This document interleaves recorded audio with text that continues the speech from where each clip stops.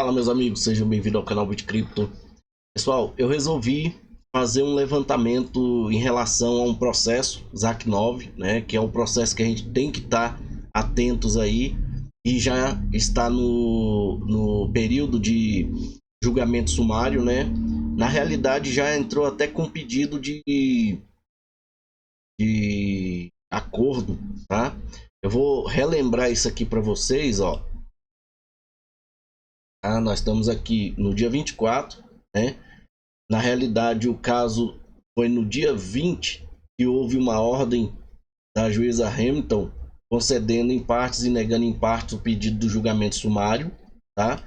Quando é negando em partes e concedendo em partes, gente, é que eles deram favorável o julgamento sumário para Ripple e outra parte para os demandantes. O demandante. Aí, o demandante, para quem não sabe, é a pessoa que está à frente do processo, tá? Dali, eles têm outras pessoas que ficam por trás, né? Que são pessoas que abriram processos quase que no mesmo sentido. Por que quase? Porque vocês vão ver aqui que são 4 pessoas, além desse Bradley Sostak, que é o demandante do processo em Ripple, né? O nome do processo é In Ripple. E antes do Sostak aí ser considerado, escolhido como demandante, tinha um processo do Coffee, né? Coffee versus Ripple. Tinha um do Greenwald, né, versus Ripple, ZAC9 versus Ripple e um tal de O'Connor versus Ripple.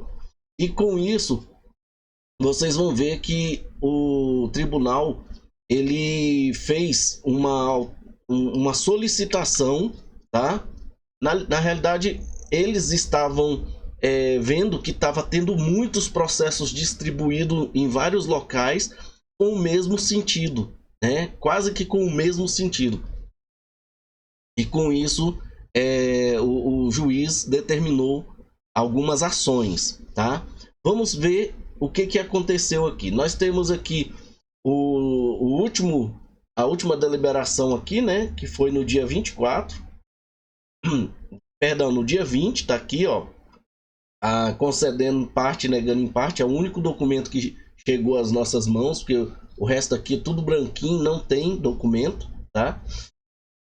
Então, esse documento é este daqui, que tá aqui, ó, 20/6, a ortoga de pedido em partes e negando em partes o movimento para julgamento sumário, né? E aqui o demandante, né, o autor, né, na realidade ele chama de autor, mas também é o demandante, reivindicações de valores imobiliários contra a Ripple, né, Ripple Labs, o XRP2 e que é uma subsidiária da Ripple, e Brad Garlinghouse, né, que é o CEO da Ripple. Isso aqui nós já sabemos, tem um vídeo aqui, tá, atualizando isso. Essa atualização aqui, ela é uma atualização independente, involuntária não, independente das atualizações oficiais aqui do canal com relação ao processo ZAC9. Por quê, gente? Eu quero que vocês entendam de onde surgiu o processo, de quantos locais no mundo houve essa questão do processo aí, e também teve uma atualização do ZAC9 aqui que eu trouxe para vocês, onde eles estavam tentando criar deixa eu pegar o nome aqui, não sei o que lá de classe. O que é isso, gente? Aí você fala assim, não sei o que lá de classe. Vamos resumir: criar uma classe. Essa classe teve uma fase do processo que eu trouxe aqui. Essa classe é para juntar todos os demandantes de todos os processos, porque cada um desses nomes que eu citei no início aqui, eles estavam abrindo o processo dizendo que estava representando todos os detentores de XRPs. que perderam dinheiro comprando XRP. Só que aí o juiz começou a ver isso. Todos os juízes começaram a ver isso e falou: peraí, tem um processo parecido com esse da Califórnia, tem um processo parecido não sei aonde. Como é que vai ser? Aí nós vamos passar por uma documentação rápida aqui. Rápida não. Uma documentação, né, que foi arquivada em 28 de fevereiro de 2019, aonde houve uma explicação e foi o período onde houve a unificação desses praticamente cinco processos, tá? E tornou-se um só. Vamos lá. Então a gente já sabe que nós estamos no julgamento sumário aqui, né, no dia 20, mas depois eles tiveram que se reunir, né? E aqui, ó, no dia 24, eles tiveram um acordo, tá? Tá aqui, ó, dia 20 mesmo, ó, caso remetido ao juiz, né, para um acordo, tá? A ordem 420 aqui, né, onde o juiz assinado pelo juiz Hamilton, né, eles receberam a documentação, e aqui no próprio dia 20, lá no item 419, quando surgiu aqui o negando em partes e concedendo em partes o julgamento sumário, eles resolveram, né, encaminhar ao juiz magistrado para acordo. Bom, acordo em relação ao... a juíza me deu favorável tal coisa. E a Ripple a mesma coisa. Então vamos sentar aqui, vamos fazer um acordo? Já que, por isso, gente, aqui, ó, isso aqui é um precedente. Tá? Se ocorrer o acordo mesmo aqui até o final do processo, é um precedente. Muita gente fala que pode ter um acordo no processo da SEC versus Ripple. E isso aqui vai dizer que provavelmente possa haver sim um acordo lá. Quem assiste as atualizações dos processos aqui da Ripple com vários outros, né, demandantes aí, a gente sabe que teve um processo que não era contra a Ripple, mas era contra a SEC versus com a Library, né, LBRY, ela que é a detentora daquela Odysseus, onde fica armazenado os vídeos aqui do canal fora do YouTube. Lá não, o juiz não deu em partes para Library e nem concedendo em partes e negando em partes para Library e para SEC. Lá foi a SEC que ganhou todo o julgamento sumário. E lá a SEC sentou o bambu na Library. Já no caso da Ripple, ela concedeu em parte e negou em parte. Isso quer dizer o quê? Que pode sim haver um acordo, porque aqui, ó, a gente confirma isso aqui, ó. Quando aqui diz que houve concessão aqui, né, em partes e negação em partes do pedido de julgamento sumário aqui, ou seja, a juíza Hamilton dividiu as ações ali, né? Então tava, vamos dizer assim, meio que de certa forma a Ripple ganhou mais do que os demandantes aqui, tá? Para deixar bem claro, né? Houve 4 negações para o caso do demandante e uma negação só para o caso da Ripple. Tanto é que nesse processo aqui do ZAC 9, que na realidade não é o ZAC 9, é o Bradley Sostak que ficou encabeçando aí este processo. O único que ela negou foi a questão do Brad Garlinghouse, ou seja, pesou para o Brad Garlinghouse, aliviou a Ripple Labs e o XRP 2 ou E3. Eu falo 2 ou E3 porque aqui fala 2. Lá no documento que eu vou mostrar para vocês falam 3. Então, vamos acompanhar agora aqui, né? Depois de ter explicado isso para vocês, que pode haver um acordo sim no processo da SEC versus Ripple baseado nisso aqui, porque depois de terem se reunido aqui, eles negociaram e no mesmo dia, no mesmo item 419 aqui, eles já encaminharam ao juiz magistrado para acordo, né? Aí no dia 20, já entrando oficialmente em um item 420, a ordem de referência ao juiz magistrado assinado pela a juíza Hamilton no dia 20, ela recebeu o documento do acordo, né? E aí saiu o documento aqui, só que eles não expuseram, ninguém trouxe esse acordo para saber o que que eles conversaram, o que que foi resolvido. Poderia ter, né? Mas não tem. E no próprio dia 20, o caso remetido à juíza magistrada lá, para acordo referente à ordem 420 aqui, e ficou sobre a responsabilidade da equipe do tribunal e arquivado também, né?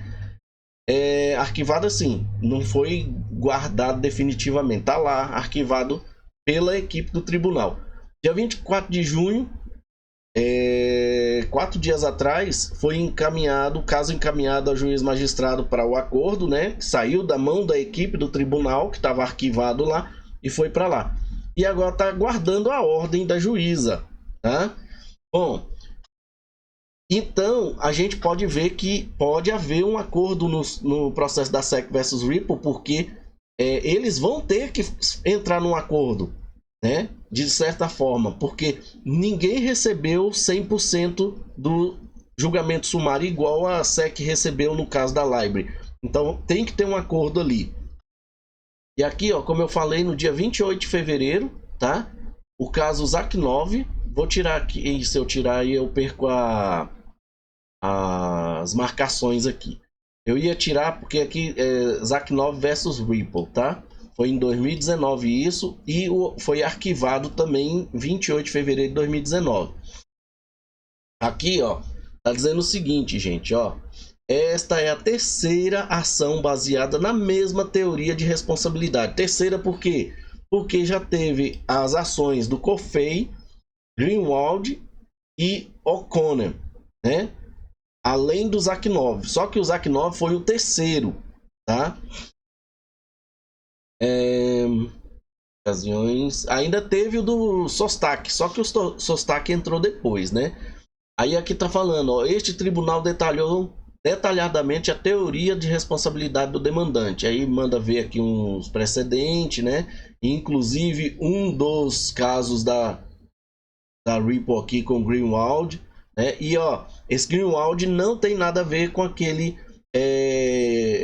ser parente daquele cara do Intercept, não, tá? Que tava aqui no Brasil, né? Tocando terror aí na Lava Jato. Tal como aconteceu com essas ordens que também tratavam de pedidos de prisão preventiva, né? Esta ordem não trata do mérito das alegações do demandante. Eles lá, gente, pediam inclusive prisão preventiva de uma pá de gente lá da Ripple, tá? Assim o tribunal recita apenas brevemente. E o tribunal, como está dizendo aqui, não trata desse mérito de pedido de prisão. É só para resolver a questão aqui, né? A teoria da responsabilidade dos demandantes. Só isso. Os demandantes alegam que a Ripple criou uma moeda digital chamada XRP e que os réus, né? Ripple, XRP3 ou 2, não sei, vocês vão ver aqui, falando em 3, e Bradley House, né? E suas afiliadas estão envolvidos em um esquema contínuo para vender XRP ao público em geral. Os demandantes alegam ainda que, como o XRP se qualifica como um título sobre lei de valores imobiliários da Califórnia ou federais, as vendas passadas e atuais de XRP da Ripple consiste a venda de valores imobiliários não registrados em violação da lei federal e estadual. E vocês lembram que nesse processo aqui, esse Bradley Sostak, ele teve o aval, teve a ajuda da SEC, né? Inclusive, não dá nem para não achei nada a respeito, mas vai que esse Bradley Sostak aqui é um advogado ou um ex-funcionário da SEC ou apadrinhado de alguém lá da SEC, ó, entra lá, nós vamos dar todo o suporte para vocês sentar a lenha lá na Ripple lá para ajudar a gente aqui na SEC. E nós vamos abrir um processo com eles. Vocês conseguem pensar dessa forma? Eu sou meio danado para ficar inventando informações aqui, tá, gente? Quando eu digo inventando informações, é aqui, ó, da cabeça, fazendo alusões, fazendo imaginando, tá? A imaginação aqui é fértil para pensar um pouco além do que às vezes a gente está vendo. E eu sempre falei isso aqui: não adianta você ver uma informação e você ficar assim, não, tá certo, foi isso. Não, você tem que ficar igual teve aqui no canal uma pessoa que perguntou: será que esse Greenwald não é parente do Intercept, né? Lá do site que estava atacando a Lava Jato aqui. Mas não é, tá, gente? E o Bradley Sostak, será que ele não é algum apadrinhado da SEC para poder estar aqui, né? Já que eles foram pedir, eles não, o Bradley Sostak foi pedir a ajuda da SEC para poder fazer o que o juiz está pedindo aqui, ó. Quer ver? Presta atenção. Porque eles não fizeram tudo isso que nós vamos ver sozinhos, porque a gente já sabe. Eu trouxe um vídeo aqui, falando sobre de onde eles tiraram muito das suas informações.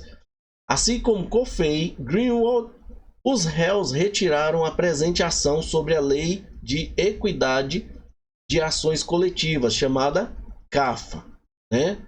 Só que a Lei de Equidade de Ações Coletivas, eu fui pesquisar o que significa o CAFA. Significa, inclusive foi numa ação da Petrobras que eu encontrei isso aqui, ó, tá? Aí, ó, navegando por títulos de ações de classe nos Estados Unidos da América do Norte, histórico, característica, o CAFA, que quer dizer Lei de Justiça de Ações Coletiva. Vocês lembram agora por que o ZAC9, o processo ZAC9 estavam tentando criar isso aqui, ó, ações de classe. Estava tentando transformar 5 ações em classe, tá? Converter em classe. Deixa eu só ver se aqui a gente consegue achar. Deixa eu ver se eu acho aqui o local onde eles falam em classe. Quer ver? Deve estar na página 2. Foi lá no ano passado isso. Classe.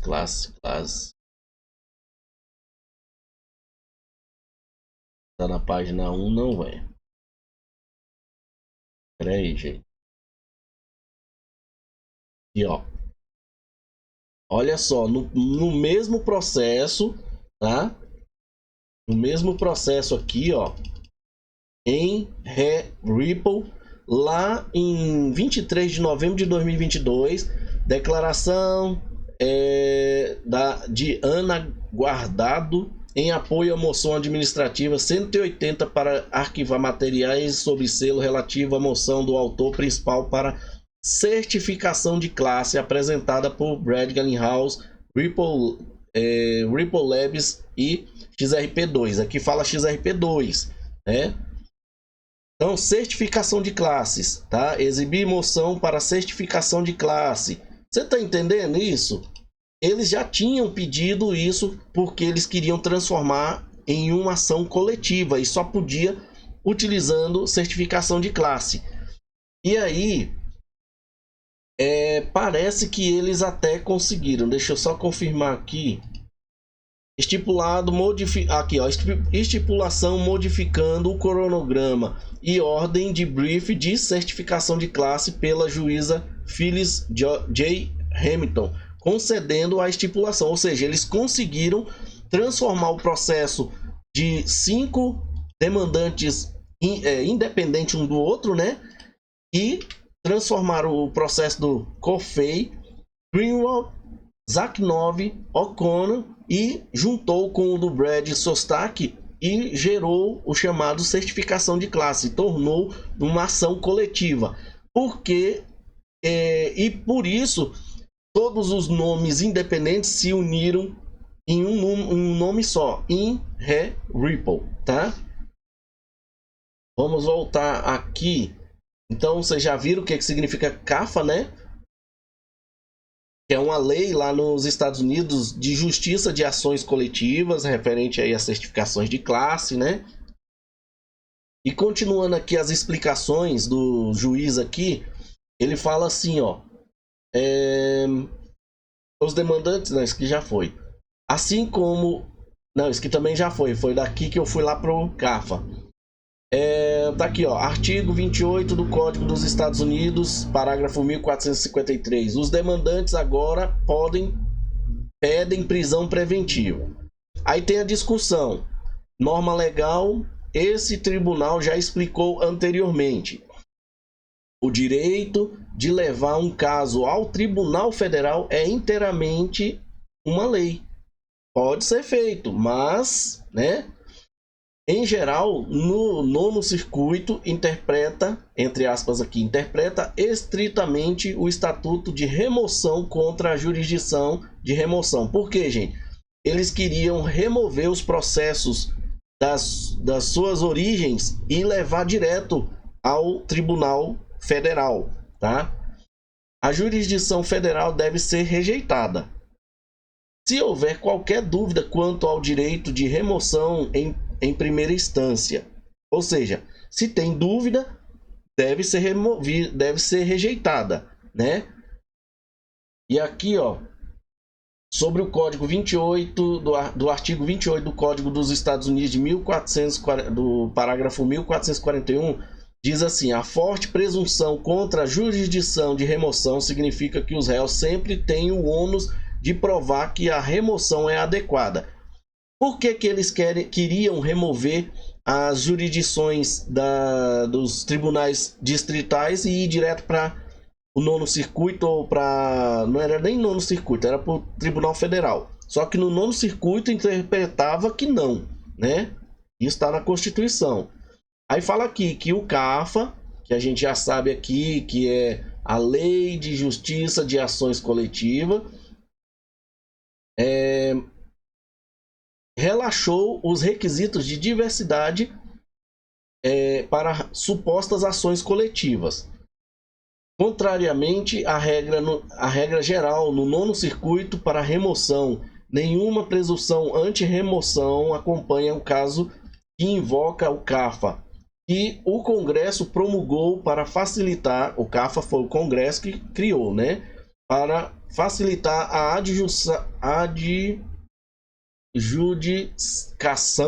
adjudicação de certas ações coletivas em tribunais federais.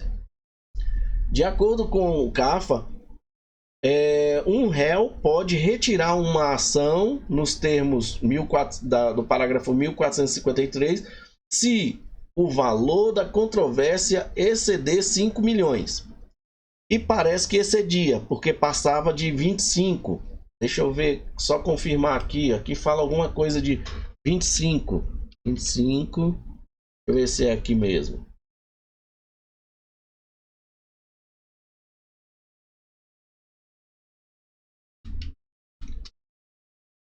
Não, não vai ser nesse documento aqui, não. Vou só conferir uma coisa. Tem um monte de 25 aqui. Eu vi alguma coisa de 25 milhões. Não sei se foi lá no final desse caso aqui. Foi alguma coisa, 25 milhões. Era acima de 5 milhões, tá? Eu não vou lembrar aqui, não. Onde foi que eu vi, não. A suposta classe, né? A classe, certificação de classe, tiver mais de 100 membros. Agora, como que eles conseguiram fazer isso se não tinha mais de 100 membros? Vocês lembram que eles fizeram o que o juiz pediu? Colocou publicamente um site pedindo que as pessoas se cadastrassem lá e falassem, ó, nós vamos... você não precisa, você só precisa cadastrar. Você não precisa de entrar com processo, a gente só precisa que você se cadastre. E quem cadastrar, até determinado tempo... Se a gente ganhar alguma coisa, nós vamos chamar você para conversar. Se por um acaso não tiver muita coisa não tiver ganho nada, aí o problema é só nosso. Era interessante até quem quisesse entrar, né? Só que eu até comentei, se essas pessoas que entraram nesse processo ou colocaram o seu nome lá um dia resolvesse entrar contra um processo legítimo contra a Ripple, ele já não poderia mais, porque ele já tinha o nome dele envolvido nesse processo aqui, né? Coisa mais ou menos desse tipo aí. E aqui, ó, como que eles provavelmente devem ter conseguido mais de 100 membros para finalizar a certificação de classe lá, porque eles conseguiram certificar a classe, né? E as partes foram minimamente diversas. Diversas é o que, gente? As partes, pelo que eu entendi, em locais diferentes, tá? Não é, por exemplo, Coffey, Greenwald, Zak9, O'Connor, Brad, Sostak no mesmo estado, né? Aí já é sacanagem, né? Aqui tá falando, ó, o Supremo Tribunal explicou que as disposições do CAFA devem ser lidas de forma ampla com uma forte preferência de que as ações coletivas interestaduais sejam ouvidas em um tribunal federal se forem devidamente removidas por qualquer réu. Então, Coffey, Greenwald, Zak9 e O'Connor tiveram que remover, né, devidamente, né, foi removido aí do tribunal lá, né, da corte onde eles estavam. Então eles fizeram a remoção. O objetivo principal do CAFA é garantir a consideração do Tribunal Federal de casos interestaduais de importância nacional. Ou seja, o CAFA ele garante que seja utilizado as regras dele para remoção de um processo para coletividade aí, desde que para ir inclusive para a Suprema Corte, desde que eles os casos sejam interestaduais, né, e de importância nacional, porque se não tiver importância nacional nem passa por ali. O relatório do Senado sobre o CAFA explica que porque as ações coletivas interestaduais normalmente envolvem mais pessoas, mais dinheiro e mais ramificações do comércio interestadual do que qualquer outro tipo de ação judicial. O comitê acredita firmemente que tais casos pertencem adequadamente ao Tribunal Federal. Aí sim, né? Aí cita algumas coisas que não pode haver de dúvida de que a presente ação agora envolvendo uma classe internacional proposta a questões de primeira impressão sobre a aplicação das leis federais de valores imobiliários a uma tecnologia nascente, né? E no caso eu deixei de azul aqui para falar da Ripple, né? Que é a tecnologia que eles estão acusando ali, se enquadra nessa categoria. Então tá dizendo aqui, não pode haver dúvida, né? Que a presente ação envolvendo a classe internacional proposta e questões de primeira impressão sobre a aplicabilidade das leis federais de valores imobiliários a uma tecnologia nascente, que se enquadra nessa categoria de ações coletivas. Então, né, não pode ter dúvida. E no análise aqui eles lembram, ó, Coffey e Greenwald, né, e em Ripple. Conforme observado, a ação acima mencionada é a terceira ação relacionada a Ripple atribuída a este tribunal, junto com Coffey e Greenwald. Por quê, gente? Porque já tinha o do Zak9 nesse tribunal, ambos os quais este tribunal abordou anteriormente em moções de remessa os autores Zak9 e O'Connor. Então não era nem só Zak9, tinha O'Connor também, né? Nem lembrava mais disso, já tinha lido isso aqui, mas nem lembrava. E entraram com ações separadas no Tribunal Estadual em 5 de junho de 2018 para Zak9 e 27 de junho de 2018 para O'Connor, respectivamente. As ações de Zak9 e O'Connor foram posteriormente consolidadas, juntas, tá? De acordo com a estipulação em Ripple. Eles consolidaram as duas, porque estava no mesmo tribunal, né? E era sobre praticamente as mesmas coisas. E eles estipularam em Ripple. Pelo juiz Richard Dubois, do Tribunal Superior do Condado de São Mateus. Embora todas as três ações compartilhem a mesma teoria legal. Quais são as três ações, gente? A In Re Ripple, que foi unificada de Zak-Nov e O'Connor, Greenwald e Coffey, tá? Esquece Zak-Nov e O'Connor. Agora é só um, In Re Ripple, tá? Mais dois que ainda existia. Embora as três ações compartilhem a mesma teoria legal de responsabilidade, elas são diferentes em maneiras que afetam a propriedade da remoção. Não pode remover do tribunal para ir para a Suprema Corte. CAFA, né? No caso do CAFA aqui, a única base dos réus para a remoção em cada uma das três ações. Aqui nós vamos falar de Coffey, né? Que traduzido ficou café.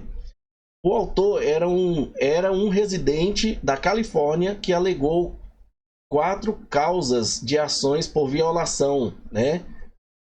Da Security Act da Califórnia, do California Corporate Code, para a oferta e venda não registrada de títulos e para a responsabilidade de pessoas controladoras sob o Security Act. Pessoa controladora, no caso, Brad Garlinghouse, né? Só que tinha mais umas 10 pessoas, né? Quando eles processaram no início, né? O autor da ação, o Coffey, moveu a ação em nome de todas as pessoas ou entidades que compraram XRP, ó. É a mesma que todos fizeram ali, né? Os réus, Coffey retirou... Não, Coffey retiraram... os réus e Coffey retiraram a ação em 1º de junho de 2018. Eles fizeram aquela remoção, alegando que as reivindicações da lei estadual do autor satisfizeram de forma independente os requisitos jurisdicionais do CAFA. Então, eles resolveram remover. Para quê, gente? Para começar a juntar com os outros lá. Este tribunal concordou e negou o pedido de prisão preventiva do demandante, né, o Coffey. Ele fez um pedido de prisão lá no processo dele lá. Deve ser algum pedido de prisão para algum réu, né?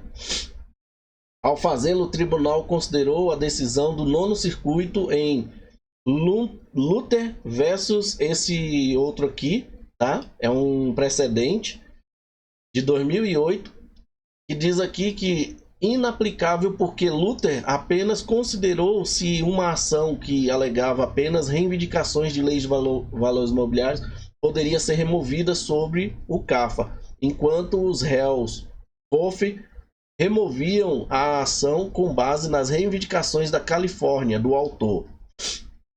Agora aqui, ó, de onde é o Greenwald? Greenwald foi inicialmente removido em 8 de agosto, fez a remoção também do Tribunal Superior do Condado de São Mateus. Greenwald é residente em Israel, tá vendo?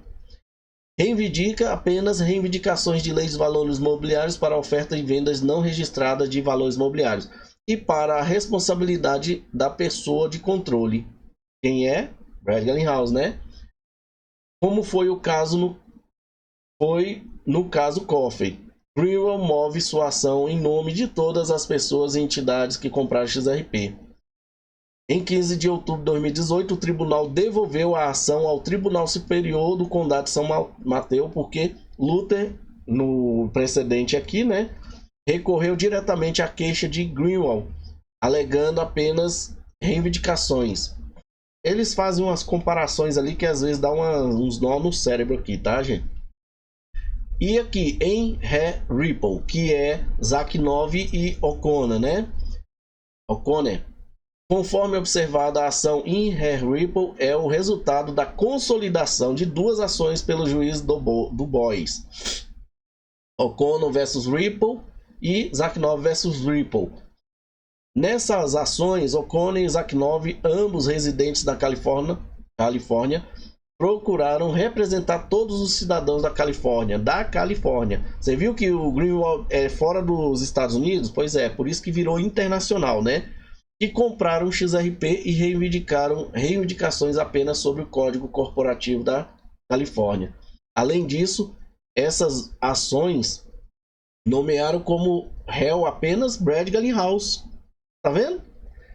Além disso, lá nessa unificação aqui, né, nessa consolidação, essas ações nomearam como réu apenas Brad Garlinghouse. Tinham 10 membros sendo acusados, tá? Só um momentinho, gente. É porque eu tô gripado.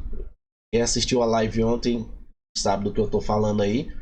E às vezes dá vontade de espirrar e às vezes eu vou virar o rosto aqui ou botar no mudo aqui e vamos lá. Vamos lá. Então, nomearam somente Brad Garlinghouse, a Ripple e o XRP2. Aqui tá falando 2 ainda, né? Eu vi 3 em algum lugar aqui. Todos eles também são cidadãos da Califórnia. Os 3 réus ali são da Califórnia. Os réus O'Connor e Zaknov não destituíram Zaknov ou O'Connor porque, presumivelmente, essas ações não satisfizeram o requisito mínimo de diversidade do CAFA e ou estavam isentas do abrigo da exceção de controvérsia local do CAFA. Ou seja, todos queriam remeter, deu a impressão aqui que eles queriam remeter para a Suprema Corte. Só que, nesse caso, nem esse In Re Ripple conseguiu, por conta do que eles já explicaram aqui, né, da diversidade, não satisfizeram o requisito mínimo da diversidade do CAFA. Então ficaram no tribunal distrital mesmo, todos eles. Como foi unificado todos os outros processos, né, e colocaram como demandante principal o Bradley Sostak, aí ficaram no tribunal local mesmo, tá? Em 30 de agosto de 2018, de acordo com a estipulação, o juiz Du Bois consolidou Zaknov e O'Connor para todos os fins como In Re Ripple Labs, tá? Litígio. Eu esqueci aqui. E no caso é In Re Ripple. Aí aqui diz que conforme relevante aqui essa ordem titulada estipulação e ordem consolidando ações relacionadas e assuntos relacionados. Declara as seguintes ações relacionadas são aqui consolidadas para todos os fins, incluindo procedimentos pré-julgamento e julgamento. No caso, julgamento sumário, né? Ação consolidada aí. Vou passar mais para frente aqui. Os requerentes, né, que são essa turma todinha aí, deverão designar uma reclamação como operativa ou apresentar uma reclamação consolidada. Todos não tinham uma reclamação muito parecida, mas não era idêntica? Pois é, eles tinham que consolidar todas elas num só. E foi daqui que surgiu a ideia de procurar SEC, tá? Só que aqui não fala disso, tá? A gente só sabe porque leu o artigo, né? E aqui, entre aspas, reclamação consolidada no prazo de 45 dias após a entrada dessa ordem, salvo o acordo em contrário entre as partes. Se tiver um acordo entre eles lá, né? Se apresentada a reclamação consolidada, será a reclamação operativa e substituirá todas as reclamações apresentadas em qualquer uma das ações aqui consolidada. Os réus deverão responder à reclamação operativa ou à reclamação consolidada no prazo de 45 dias. Os réus, né? Brad Garlinghouse, Ripple e XRP2 após a notificação, salvo acordo em contrário entre as partes. Se tiver um acordo, encerra-se ali, né? No caso de os réus apresentarem quaisquer petição, né, direcionada à reclamação operativa ou à reclamação consolidada, os escritos de oposição e resposta deverão ser apresentados dentro de 45 e 20 dias, respectivamente, da apresentação das petições, salvo acordo contrário entre as partes. O advogado concorda em conferir para selecionar uma data de audiência. Vou passar lá para o final agora, porque aqui, ó, aqui já fala em Ripple 3, né? Doravante Ripple 3 aqui. Cadê? É por causa de uma consolidação que houve aí, tá, gente? Outra consolidação. Não vou ler tudo isso aqui não, tá? Deixa eu pegar aqui mais no finalzinho. Fala um pouco do Greenwald, né? O efeito do juiz du Bois consolidando Greenwald e Ripple para todos os fins. Vocês viram? Consolidaram Zak-9 e aquele O'Connor e criou Ripple. Depois veio o efeito aqui, né, do Greenwald em Ripple. Provavelmente teve aqui a consolidação, né, dos outros, né? Para todos os fins, consolidar as ações. Então vamos aqui. Ripple 3, eu falei XRP3, Ripple 3 foi removível sobre o CAFA e COFEI, né?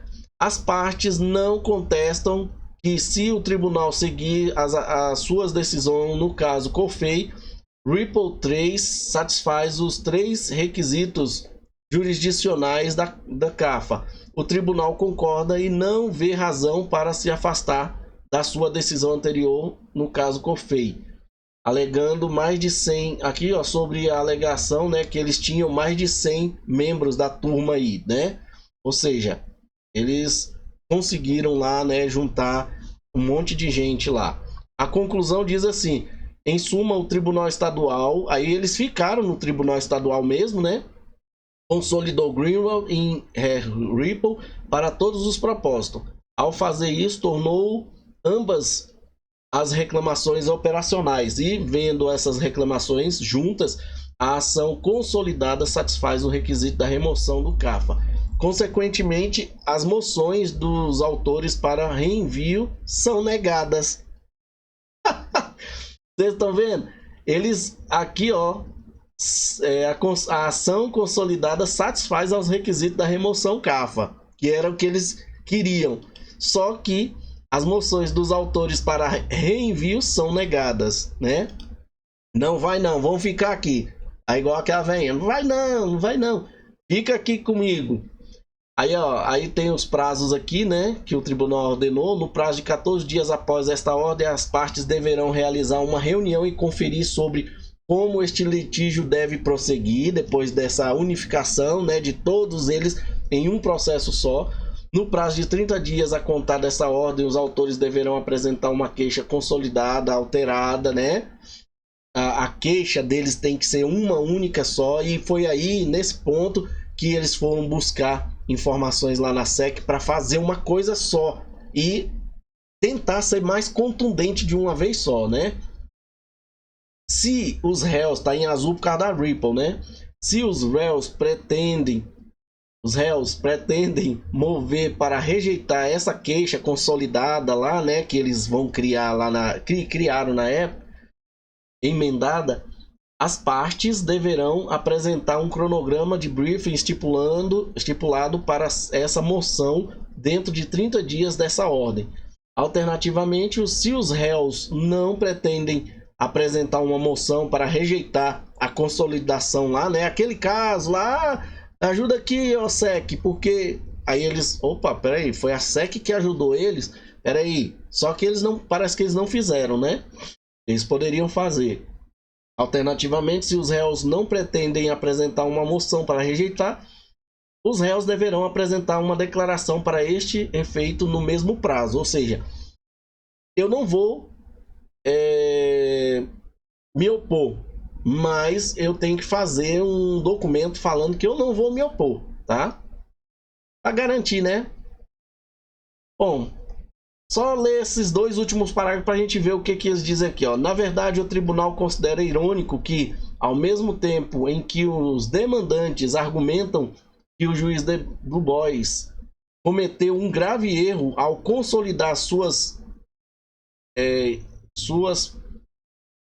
fontes, as duas ações, os demandantes também afirmam que o juiz du Bois deve ter sua ex-ponte rejeitado inteiramente um demandante e múltiplas reivindicações de ações. Como o tribunal nega os pedidos de prisão preventiva dos autores desses processos, o tribunal também nega o pedido de honorários advocáticos dos autores do caso em Ripple, tá? Ou seja, os honorários, eles estavam querendo pedir honorários, né? Os autores, né? Coffey, Greenwald, Zak-Nov, O'Connor, não queria pagar. Eles queriam que a Ripple pagasse, né? E tá falando aqui, ó. O tribunal também nega o pedido de honorários advocáticos dos autores do caso Inher Ripple, né? Querendo dar um migué, né? Ó, eles podiam pelo menos pagar nossas contas aqui com os advogados, tá ficando cara, né? Eles são ricos. Bom, pessoal, eu acho que se eu fosse ler todo esse documento, ia levar aqui mais de 2 horas, mas foi ali 45, 47 minutos. Espero que vocês tenham gostado, porque é importante você entender que nós já estamos no caso final do Zak-Nov, né? Já está nos acordos lá, já passou pela julgamento sumário, e nós vimos coisas que aconteceu lá no passado, certificação de classe, essas coisas todas para se tornar um julgamento coletivo, né? Lembrei aqui do site que eles criaram para as pessoas se cadastrarem lá, para ser parte do processo, né? Então, tudo isso é interessante para a qualquer momento sair uma deliberação ali para falar assim, acabou. Cada um resolve sua vida aí. Acabou o Zak-Nov? Pode ter certeza. Você sabe por que tá parada ali a questão da SEC versus Ripple, né? Porque eles devem estar esperando o resultado do Zak-Nov para poder ver, porque o julgamento sumário foi dividido, entre aspas, né? Porque a Ripple levou 4 partes e Zak-Nov ali, o Inher Ripple, ficou com uma parte, que foi manter Brad Garlinghouse sobre a alçada deles, né? Sendo ele o mais prejudicado ali nesse processo, de certa forma. Isso eu falei nos outros vídeos. E aí, quando sair ali o veredito, aí eles vão saber o que vai acontecer lá. Se eles vão sentar, vão fazer um acordo, e provavelmente vai ser um acordo mesmo, gente. Pelo que eu tô vendo aqui, não tem outro caminho a não ser um acordo lá, porque se for baseado nas regras e na lógica que eu tô vendo aqui nesse processo, e em relação ao processo da Library, como eu expliquei, a SEC levou tudo sozinho lá e não teve acordo. Aqui foi em partes para um, em parte para outro, e tá tendo um acordo. Por quê? Porque se não tiver um acordo, aí vai ficar um dizendo, porque eu quero recorrer, porque eu quero recorrer, né? Então vamos encerrar aqui, faz um acordo, vamos fazer um acordo aqui, porque eu tô perdendo, Zak-Nov tá perdendo, vamos fazer um acordo, cara? Ó, tanto para ele, tanto para ele, tanto para ele, e essa galera que veio junto, nós vamos ter que dividir com eles, já deixa um tantinho aqui pra gente dividir com eles, tá bom para você? Tá, não, eu pago R$1 para vocês, e vocês ainda se viram com seus advogados. Será, gente? Vai dar ruim para eles, não sei não. Vamos ver. De repente a Ripple ainda seja meia camarada também, né? Mas se ela for camarada aqui, ela vai se ferrar lá na SEC, tá? Porque tem aquele ditado: se você tem pena do seu inimigo, você vai pro lugar dele. E é isso que pode ocorrer. Se ela tiver pena e falar, não, nós vamos pagar o que você tá pedindo aqui, a SEC vai deitar e rolar lá no processo. Vocês acham que ele não deve estar esperando isso? A juíza poderia já ter proferido, mas ela está esperando para ver o que vai acontecer nesse processo aí também, né? Não sei. Isso é como eu tô falando, eu invento muito aqui, ó, da cabeça, porque eu gosto de fazer alusões a coisas que possam ocorrer aí, tá? Galera, espero que vocês tenham gostado. Muito longo o vídeo, mas de muita importância para quem acompanha o processo. Muito obrigado, fico com Deus e até a próxima. Chegamos ao final de mais um vídeo. Agora, se você quer se sentir parte dessa família chamada BitCrypto e gostou do vídeo, considere deixar um like. Deixe também o seu comentário aqui no vídeo para a gente saber o que você achou da informação, e deixe também alguma informação que você queira aí. Participe, você faz parte do canal. Compartilhe o vídeo para que outras pessoas também tenham essa informação. Não guarde a informação só para você. Se você ainda não é inscrito no canal, considere fazer parte da família BitCrypto, se inscrevendo, e aproveite e ative o sininho para você receber notificações dos próximos vídeos. Muito obrigado e até a próxima.